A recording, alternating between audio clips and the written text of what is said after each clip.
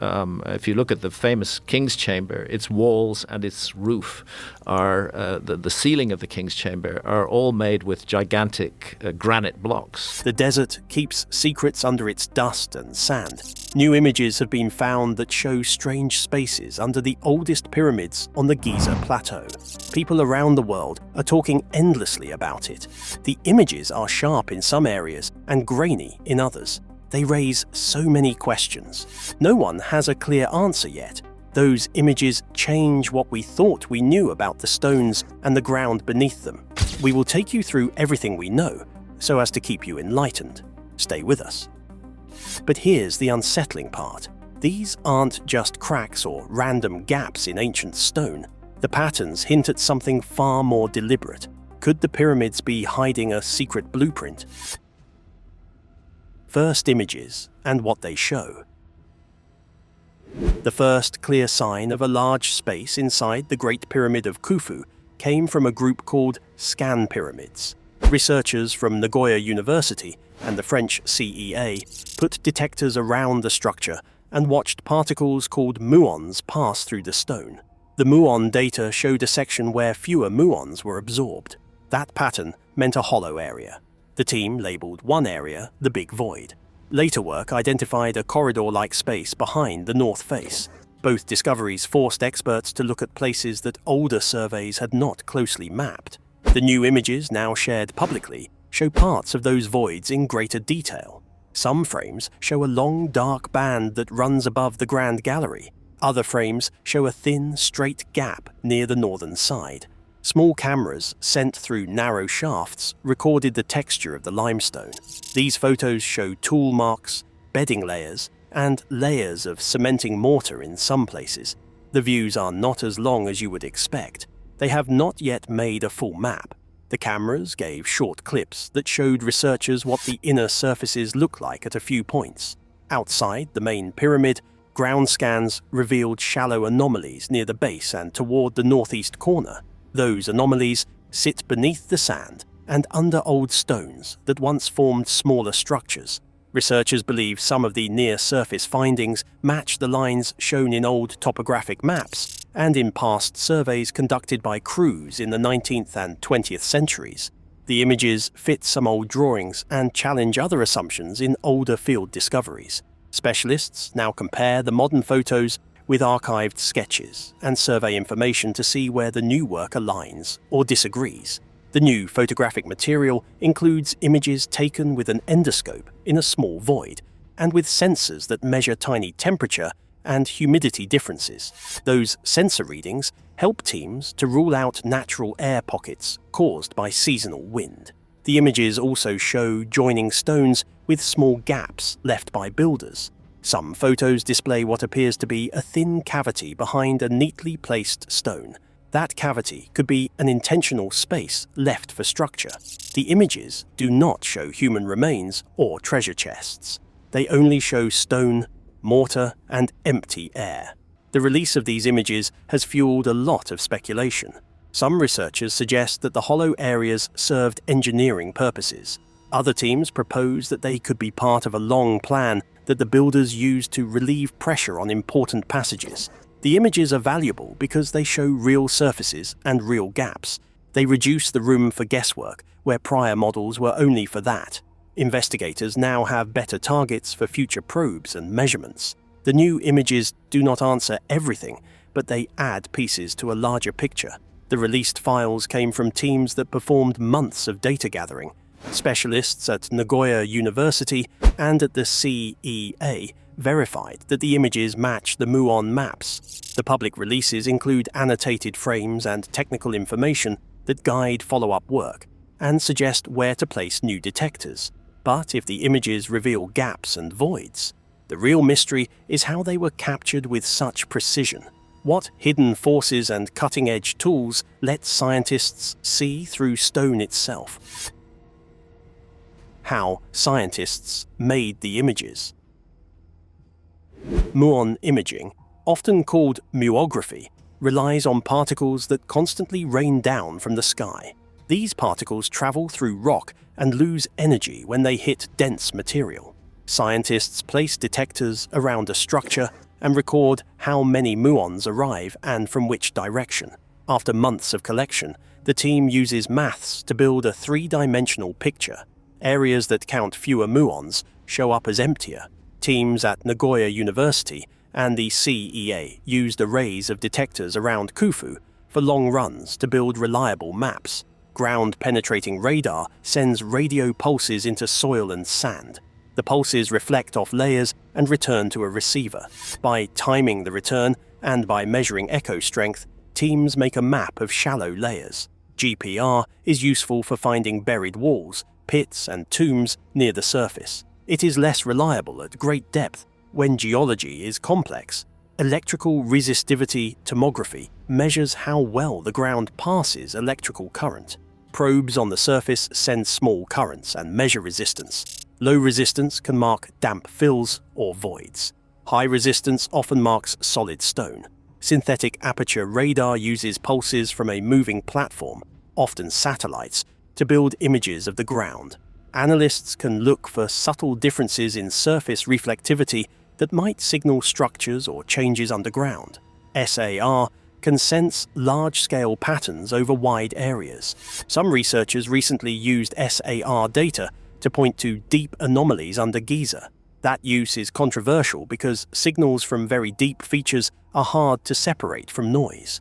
Experts warn that SAR-based claims need careful ground verification and strong controls. Small cameras and endoscopes let researchers see inside narrow shafts and tiny openings. These cameras can deliver true photographs of stone faces and mortar. Researchers sometimes widen a tiny hole with permission and then slide a small probe camera to capture a few frames. The images can show tool marks and surface stains.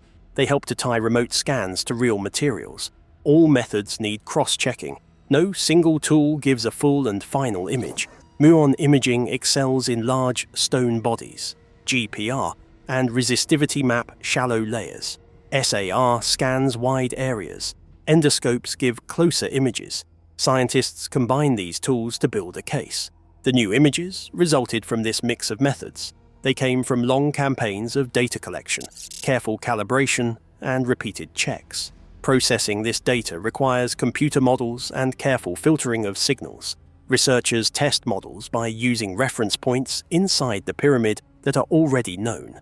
The final images are only as good as the data quality and the assumptions in the models. Peer review and independent replication help confirm the findings. That is why the work takes years, and many specialists must agree before such statements become accepted and made public. But here's the twist. After years of careful tests and warnings about rushing to judgment, a bold new team arrived, claiming they'd already found the proof. Could they be right? The big claim from Italy and Scotland. A group of researchers from Italy and Scotland put forward a striking claim in 2025. The names linked to the work include Professor Corrado Malanga and Dr. Filippo Biondi. Their team shared radar and satellite data that they said show deep, regular shapes under the Giza Plateau. They described vertical shafts, large cubic forms, and connected corridors at depths far below the known tombs and tunnels. The presentation drew fast attention online and in news reports. The team used a form of radar called synthetic aperture radar and other radar methods. They combined satellite returns with ground-based radar lines to build three-dimensional images of the ground. The result was a set of maps that suggests repeated cylindrical shafts and block-like cavities. The shapes appear in patterns that the researchers say align with surface features and known pyramid lines. Their conclusion was so daring. They suggested a complex of man-made spaces stretching over a wide area, with some features plotted more than 1,000 meters deep. The researchers also linked their maps to myths and older texts by using names such as the Halls of Amenti. Those connections drew popular headlines that pushed the story into wider conversation. Many specialists reacted with serious questions. Dr. Zahi Hawass responded that radar cannot reliably image the kinds of deep features the team described. Other Egyptologists and geophysicists pointed to limits in the radar methods and asked for raw data and detailed processing steps. Critics said that noise, soil layers, water pockets, and modern infrastructure can create signals that look like regular forms. The presentation did not show a peer-reviewed paper at first. The team held a public briefing and released processed images. That choice increased public interest, but created skepticism inside the research community. Scientists asked for independent scans and for access to the unprocessed data. Reproducibility is the standard path to confirmation for extraordinary claims. Several groups offered to run follow-up surveys. Independent teams proposed new radar lines, seismic tests, and deeper muon imaging in the same sectors. Officials in Egypt said all work requires permits and local oversight. Those requirements mean that extra tests will take time and coordination with Egyptian scholars and museums. The debate moved beyond technical points. News outlets used dramatic words, and speculative reports spread across social media. Some headlines claimed a lost city or a secret library deep under the pyramids. The sensational tone drew more readers, but also hardened expert calls for care. Archaeologists warned against hasty excavation if the signal proves to be an artifact of the method. The incident shows how a single public claim can trigger a wide response. Researchers who doubt the maps focused on method, data access, and the physics of radar. Supporters pointed to the repeated shape patterns and to the team members' credibility in other fields. The next steps must include shared data, independent scans, and careful coordination with Egyptian authorities. Signal processing can create shapes where none exist. Filtering, stacking, and algorithm tweaks sometimes make regular lines appear in maps. Independent researchers asked for raw returns so they can run blind tests on the data. Those steps will show if the patterns survive new processing. If the signals persist, they will attract fieldwork soon. But here's the tension. If the radar signals vanish under scrutiny, the hype collapses. If they hold, everything changes. Which way will history lean when the tests are done? What experts trust most? Experts favor results that others can check and repeat. The muon-based findings inside Khufu meet that test. Researchers working independently saw the same patterns where fewer muons arrived. That repeated observation makes the big void difficult to dismiss. The presence of that void shifted scholarly attention because it came from a method that measures density directly inside stone. Direct images from small cameras also earn trust. When a camera shows a stone face or a joint, the image is a record that any reviewer can inspect. Such images do not tell every detail, but they do show real material. That is a strong form of evidence because it is simple and immediate. Endoscope images taken through narrow shafts have played a role in confirming small internal features at several sites. Ground-based surveys have a long track record in archaeology. Ground-penetrating radar and electrical resistivity tomography have helped locate tombs, walls, and tomb shafts in the Nile Valley for decades. At Saqqara, researchers mapped buried rooms and corridors with these tools, and then confirmed some of the findings with careful excavation. Those success stories create confidence that the tools can work when used and interpreted correctly. Experts also look at the quality of data collection. Long-term campaigns that gather months of muon tracks or many radar lines tend to give higher confidence than brief surveys. Scientists who publish their methods that allow other groups to reprocess raw data earn more trust. The scientific ideal is transparent sharing so that results are reproducible. When a method produces a strong signal, archaeologists still seek a second method to verify it. A muon void ideally matches a camera image or a radar anomaly nearby. When multiple tools point to the same feature, the combined case becomes persuasive. That is why teams often layer methods on top of one another. Conservative experts remain cautious. They point out that stonework, later repairs, modern disturbance, and natural ground processes can complicate scans. Radar can misread a buried pipe or a modern wall. Muon imaging can misplace the exact shape without dense detector coverage. Careful calibration against known structures reduces those risks. Institutional oversight also matters. The Egyptian Ministry of Tourism and Antiquities holds legal authority over any probe or excavation at Giza. Researchers who work with the ministry and with local museums avoid legal and ethical issues that can derail research. International collaborations that involve local scholars also tend to be more robust. In short, the most trusted findings are those that can be seen, measured, and repeated by independent teams. The big void and small camera photos fit that description better than single-method, one-off claims. Peer review in journals helps too. A finding that passes peer review and that other teams can scan is the route to wide acceptance. When small, non-invasive probes provide dates for material, researchers can tie a void to a time or a phase in building. Those steps move a claim from just a rumor to an accepted fact. But even with all this caution, one truth hangs in the air.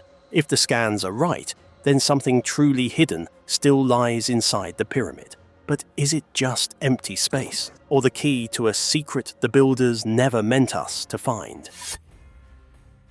The big questions left. The new images raise many serious questions that researchers now must answer. One basic question is functional. Why would the builders make such voids? Ancient builders faced a problem of weight and balance when they placed massive stones above long corridors and chambers. One working hypothesis says that some voids are structural. They may reduce stress by creating lighter zones where heavy stone would otherwise press on an important passage. If that is true, the spaces are not meant for people or for goods. They would be part of the blueprint of the structure. A good second question is whether the voids connect to other known rooms or to unknown chambers. The new pictures show limited lengths of empty spaces and short depth views. The maps do not yet make a full route. If a corridor links to an undiscovered chamber, that chamber could be small or large. It might hold nothing special. It might hold old block debris or empty air. The team must test the route with more scans that map the length and direction. Finding a full chamber would change priorities among archaeologists and would redirect where careful physical probes are placed. The third question is age. Are these voids original to the pyramid build or later changes? Builders sometimes left space for later repair or for structural reasons linked to the precise way they set stones. Centuries of repairs and later human activity can also create gaps. Analyzing mortar and dust from a probe can give dates. A sample taken from mortar between stones could show whether the void formed at the time of building or at a later period. The fourth question is the risk of excavation. Removing stone or sand can damage fragile context. The ministry and local experts rightly insist on caution. The safest tests are small and reversible. Tiny boreholes that allow a camera to pass provide more information while keeping the monuments safe. Excavation is a last resort, reserved for when evidence points clearly to a find worth the risk. The fifth question is what tools to use next. Scientists now suggest layered methods. More muon detectors placed at different angles can refine the three-dimensional shape. Longer GPR lines close to the area help to map near-surface links. Seismic surveys that listen to how waves travel through the ground provide a third view. Combining methods reduces the risk that one instrument mistake leads to a false claim. Our sixth question is who controls the work and who tells the public? The Egyptian Ministry of Tourism and Antiquities plays the central role. The ministry reviews permits, sets rules, and coordinates work with museums and universities. International teams that partner with Egyptian scholars smooth legal and ethical hurdles. Public announcements without ministry approval create friction and delay. The seventh question is the role of funding and attention. Large grants make long campaigns possible. Private funds bring speed, but they also bring pressure to show results quickly. Public funding often moves more slowly, but supports careful peer review and university oversight. Researchers must balance speed with care because the site is irreplaceable. Fans who call for immediate entry may not understand the risk. The eighth question is what might be inside if a larger space exists. Archaeologists stress that an empty void can be as meaningful as a chamber full of objects. An empty, structural void shows ancient skill and planning. A chamber with artifacts could explain ritual, storage, or tools. Finds that can be dated give the best clarity. Any object that carries a maker mark or date helps tie the space to a known time. The second to last question is about scholarship and public expectation. The public loves quick answers and sensational finds. Scholars prefer slow proofs and repeatable data. Good practice keeps both groups involved by sharing methods, showing results, and setting realistic timelines. Transparency reduces wild rumors and guides patient work. Lastly, it is the question of global responsibility. These pyramids belong to all who study human history, but they sit within Egypt. Respecting local law and local experts is both a legal and moral duty. International teams must work under local leadership and with full permits. That partnership gives credibility and protects the site. These questions guide the next years of work. The new images are a push to collect better data, not a final verdict. Researchers will place more detectors, share data, test with small cameras, and plan surveys that do not alter the stones. The process will be careful and slow on purpose. The site remains a center of study where each new finding must pass several checks before it becomes accepted. Until those checks finish, many of the big questions will remain open, and the images will stand as a beginning, not a final answer. The search continues. For now, the images offer serious questions and more to study. Final answers rest with the researchers who hold permits and tools. Before you go, please leave a comment or even a question if you have any. Like and subscribe to this channel. Share this video widely with your loved ones.